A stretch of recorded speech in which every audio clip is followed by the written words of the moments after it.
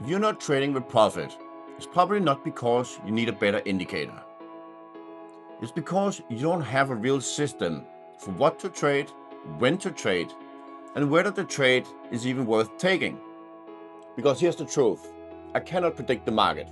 I can't predict if a stock goes up or down tomorrow. I have no clue. And if you think you can, then that is exactly the reason why you are losing money trading. But I can build a process where the odds are stacked on my side. In this video, I'll show you the exact stock scanner and entry system I use to find trades that fits my strategy. A process that has produced around an 85% win rate for my credit spreads. And I'm not just going to explain it. I'm placing 3 real trades using my rules so you can see exactly how it works. And to test if my system is solid, I'm going to challenge ChatGPT to pick 3 trades as well, and I'll place those too.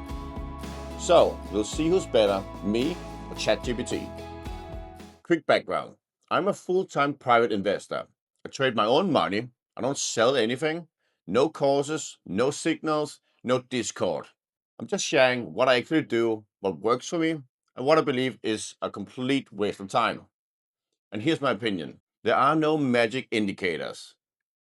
Profitability comes from having a strategy with an edge and the discipline to repeat it consistently.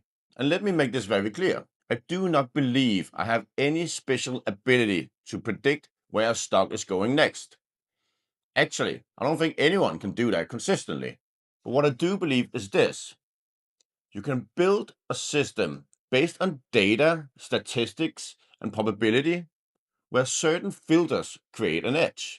That's how algo firms trade as well. Rules, process, no guessing, no emotions. And that's how I want to trade. I trade a probability-based credit spread strategy, and I think about trading like I'm running a casino. A casino doesn't care about one hand of blackjack. They care that the odds are slightly in their favor, and they repeat it thousands of times. Same for me. I place roughly 2,000 credit spread trades per year, and I track them in detail so I can consistently improve the system. Every 3 months or so, I review my results, but I focus more on my last 100 trades than my first 100 trades. Because market conditions change all the time, I want the rules to work now, not 6 months ago. So here's the full system. It consists of 3 steps. Step number 1, check market conditions. Step number 2, scan for setups. And step number 3, check credit and expected value. Remember, I'm not a financial advisor, and this is not financial advice. This is just how I do things. All right, step 1, market conditions. My strategy works best when the market is stable. The best thing I can do is to avoid trading when the market is entering a big downtrend.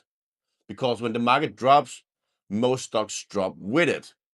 So I have 2 simple filters. Rule number 1, the VIX must be below 20 for me to trade.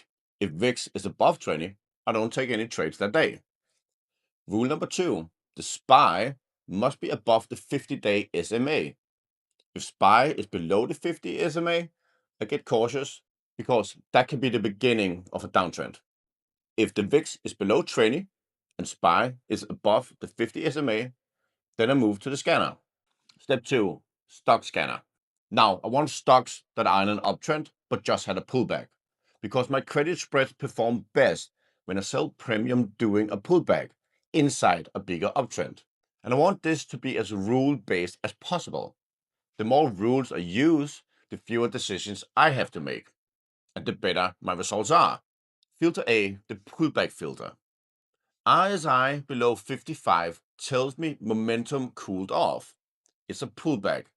If RSI is high, like above 70, the stock may be strong, but I don't want to enter right before the pullback begins.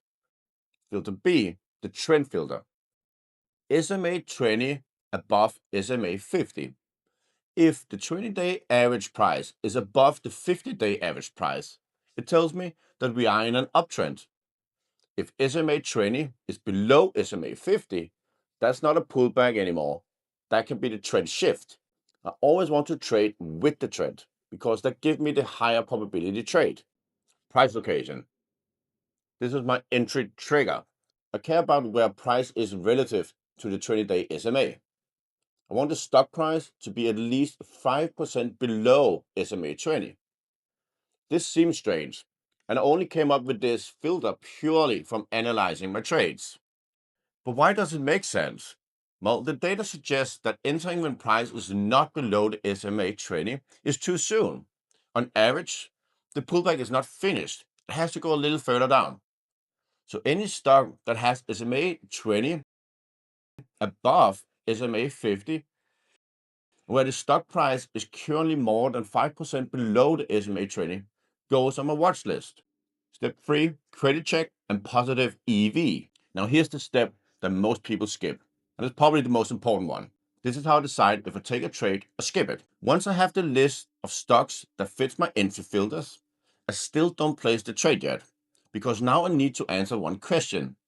Am I getting paid enough for the risk I'm taking? For these trades, I'm using a $5 wide spread, and my profit target on a trade like this is $125, which means I want at least $1.25 in credit. Why $1.25? Because with my typical entry delta around 0.25, collecting $1.25 gives me a positive expected value. With a short delta of 0.25, I have a 75% probability of the stock price ending above my short put. That means that if I place 100 trades, my results would look like this. 75 times $125 profit, that's $9,375 in profits. 25 losses of $375 per trade would be a total loss of $9,375. So total is 0. This is my break-even point. Now, I just need a win rate above 75% to make money. That will come from some of the other odds I stack in my favor. For example, my entry filters or profit targets. I like to know that, like a casino, the more time I spin the wheel, the more money I make. When the credit versus risk is set up correctly, then you have a strategy that, based on probability, makes money. And that's the whole point of my process. Remove guessing, build an edge, and then execute. I actually prefer to collect more than $1.25, because if I'm only collecting $1.25, I have to wait all the way to expiry date to make my $125 profit.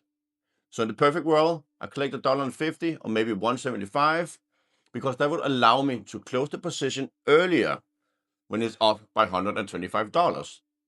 That's an additional edge, an additional odds on my side. So my rule is simple.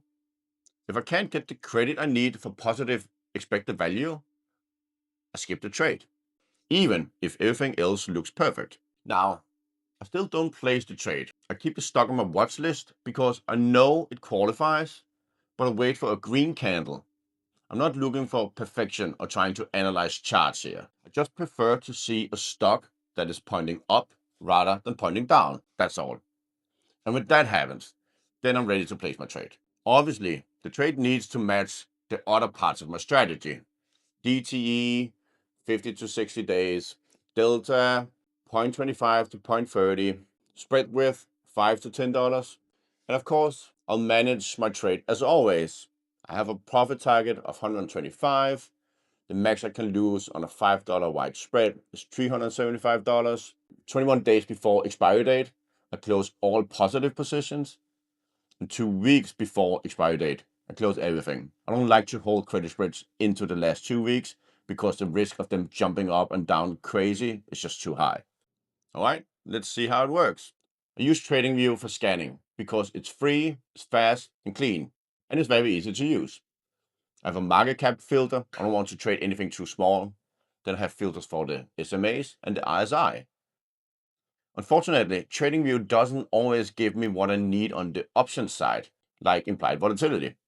So I take the stocks from my TradingView scanner and I add them to my broker's watch list. Next, I go in and look at every single stock and I check the options chain to make sure I can get at least the $125 I want on a $5 wide spread. And lastly, when I get a green candle, then it's time to enter. As you can probably see, there are a fairly limited number of potential trades, and there are some days with none. But overall, there's enough for this to work on my strategy. If all rules are met, take the trades, no questions asked. Now, let's see if ChatGPT is better than me. I want to see how ChatGPT selects the trades, so I don't want to give it my filters. ChatGPT suggested Coin, AMD, and Nvidia. So let me go ahead and place those trades now. All three are actually a pretty good fit for my strategy. The only issue is Nvidia. The expected value is slightly negative with the credit available right now. And normally, I wouldn't force that trade. If I waited a few days, I would be able to choose an expiration date 2 weeks further out, and I'll be able to collect a little bit more credit, and that will flip the EV back to positive. But for what I'm showing you in today's video, this is close enough to make the point. Alright, now let's move on to my own trades. I'll check my entry filters and my watch list, and there are a handful of stocks I'm interested in. But after I went to the next step and checked my credit and EV, there are really only 3 stocks that make sense today: CoreWeave, NextPower, and Seagate. So I'm just following my process. I'm placing the spreads at the lowest delta possible while still meeting my minimum credit requirement.